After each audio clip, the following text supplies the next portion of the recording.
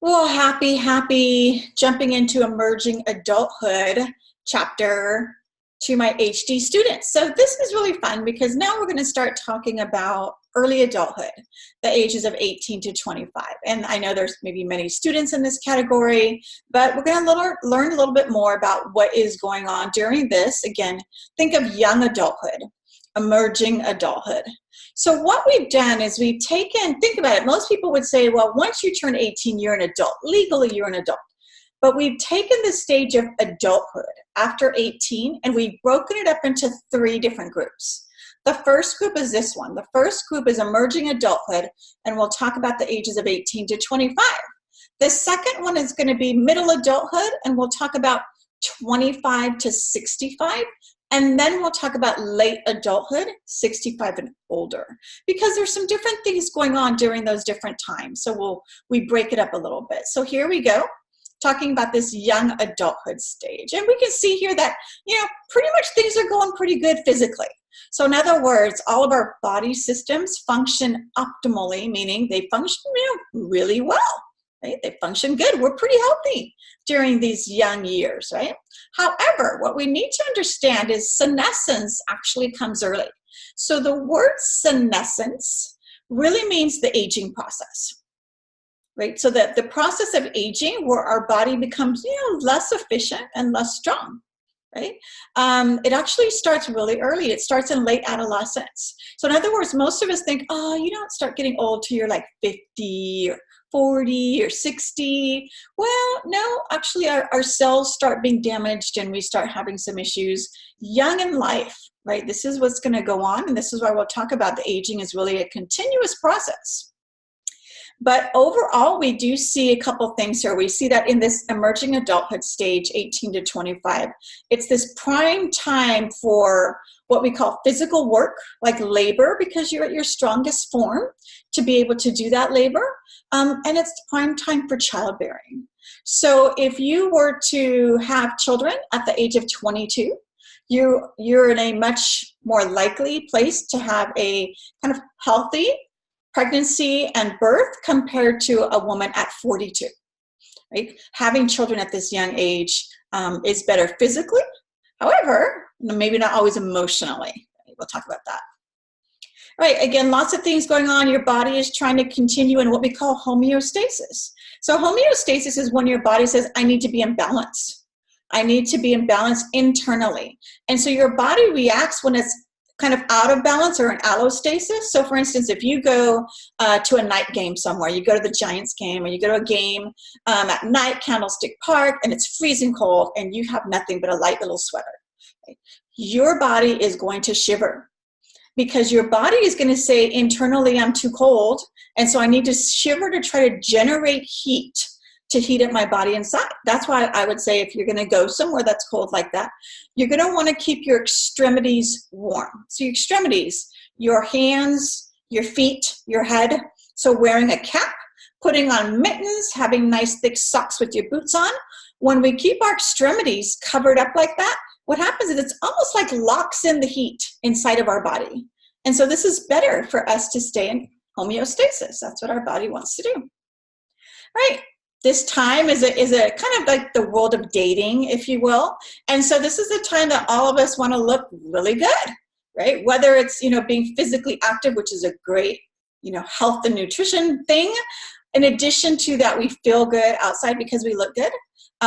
This is the world of MK purses being somewhat materialistic and wanting to look good because we're in this dating world and we're possibly sexually active. All right, so exercise, staying healthy is crucial, right? Gosh, as I mentioned, I am a gerontologist, meaning that I have a master's degree in the field of gerontology, which is the study of aging. And one of the keys to healthy aging, I'm going to tell you, is exercise, right? I also teach nutrition, but I'm going to say if you ask me, well, which is more important? Exercise or nutrition? They're both important and we want to combine them.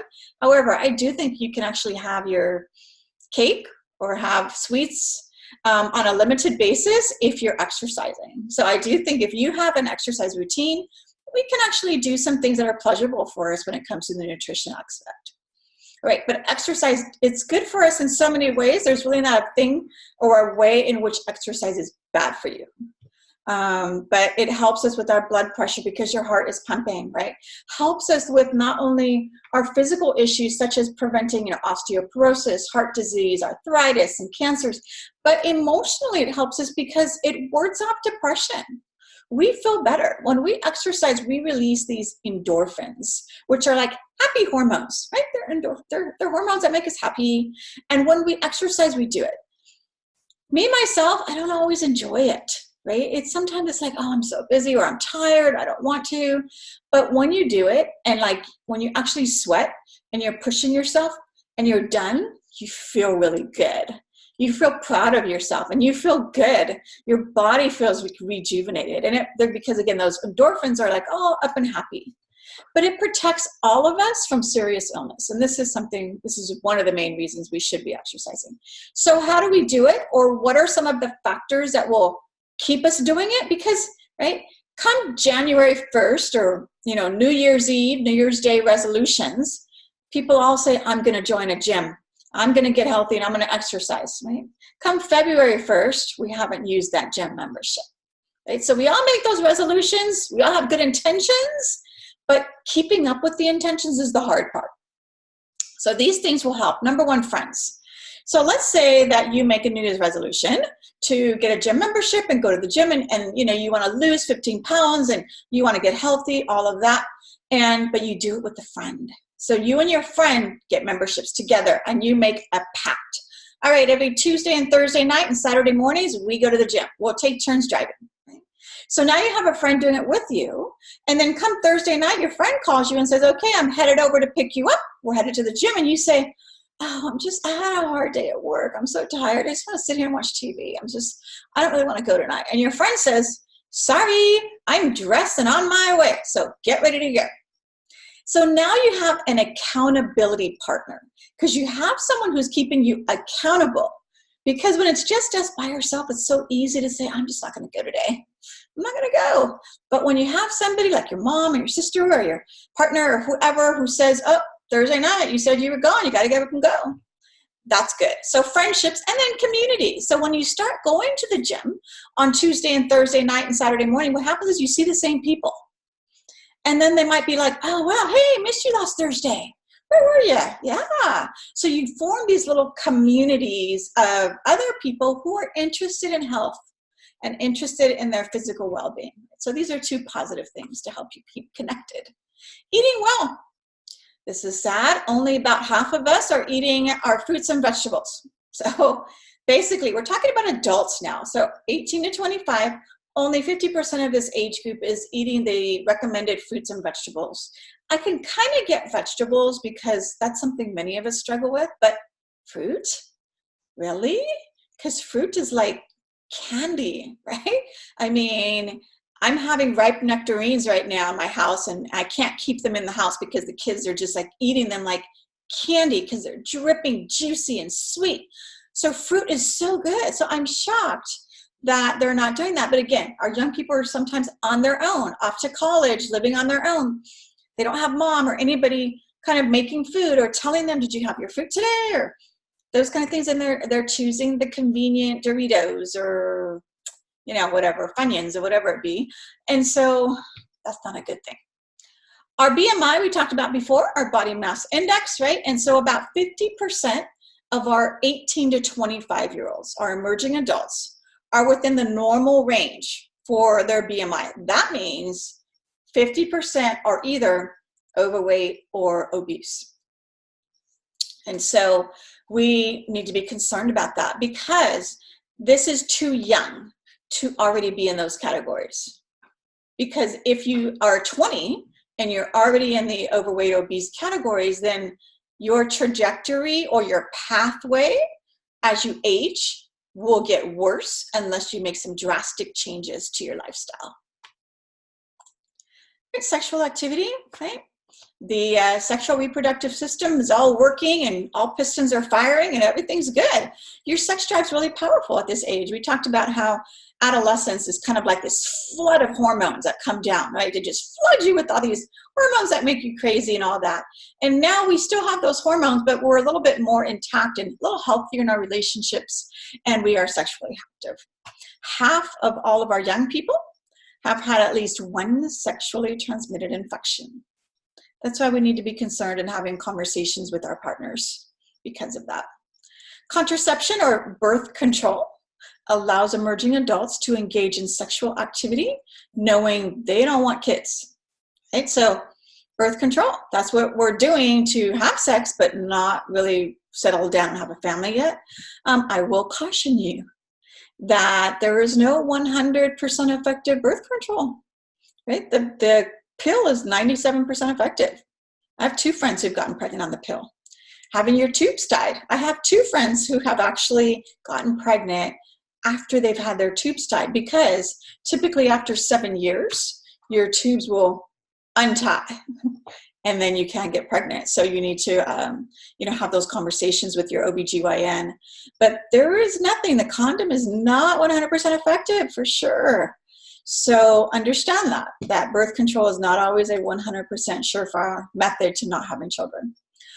Sexually transmitted infections or STIs, we know that worldwide our young people, 18 to 25-year-olds, are pretty much the prime vectors, or what we mean by that word is carriers. So they're the prime carriers of sexually transmitted infections. And we say worldwide because our young people go down to Cancun for spring break and they travel.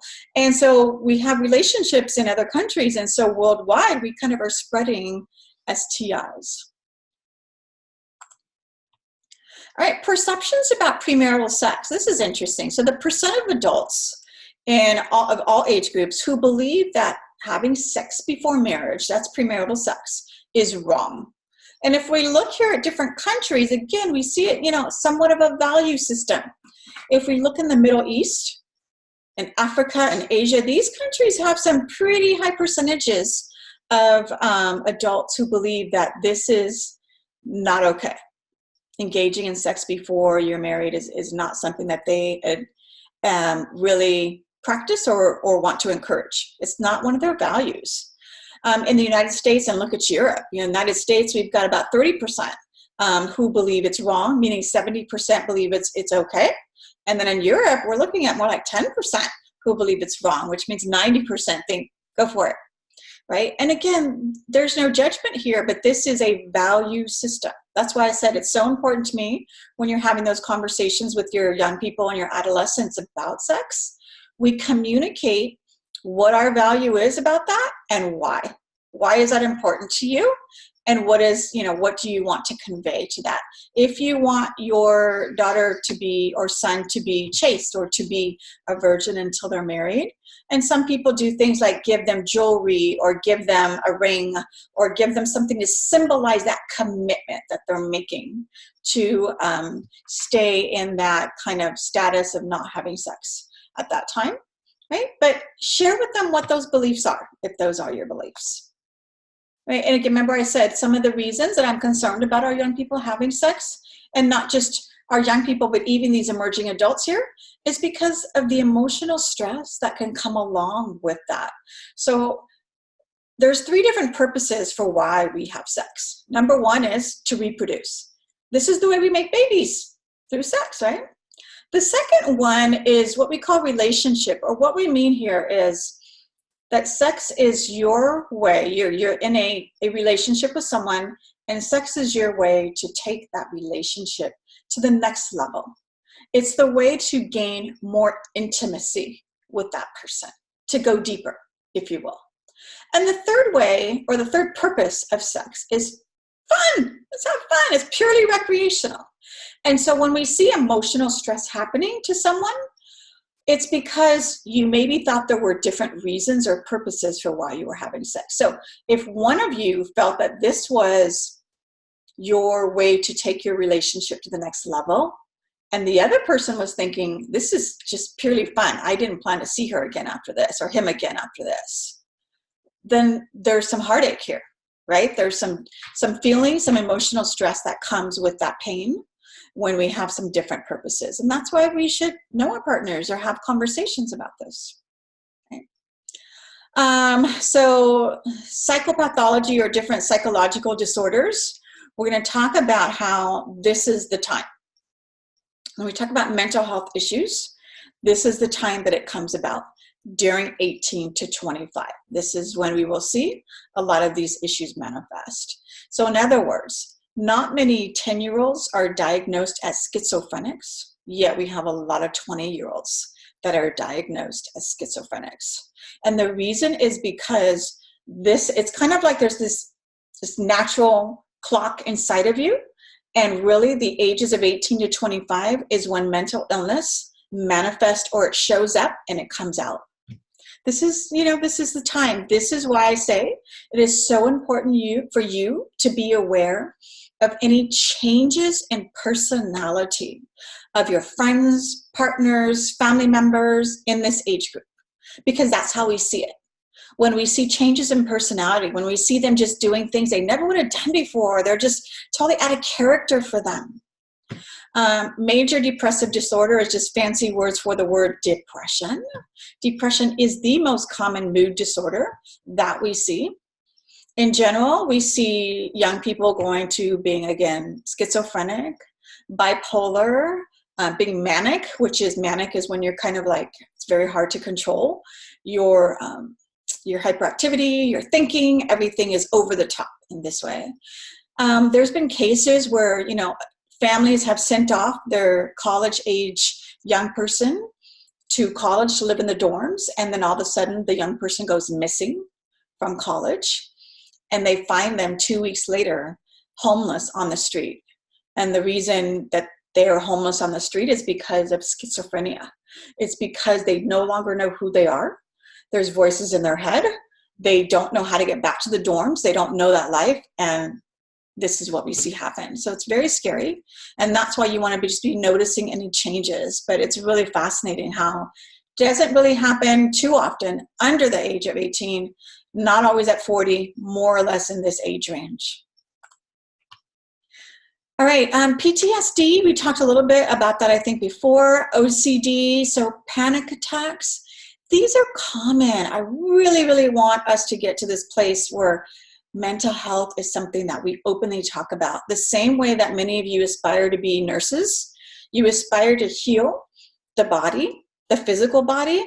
When we aspire to be psychiatric technicians, we aspire to help someone's mind, to help their emotions. And the two are just kind of, to me, they go hand in hand in the sense of that both of them are sicknesses and illnesses. And we want to help our body or our brain, help us emotionally in all of these different ways. Right, so schizophrenia, I kind of mentioned that. We see it really develop and manifest during these age ranges, right? Still, our young people are making dumb decisions, right? They're still taking risk. We mentioned that prefrontal cortex, the front part of your brain that is analytical and reasons and all of that, is not fully developed into your 20s. And so we're still making those kind of poor choices. So this is really interesting. This is probably contrary to what a lot of us might think. College-going young people are just as likely to use drugs than those who are not in college in the same age group.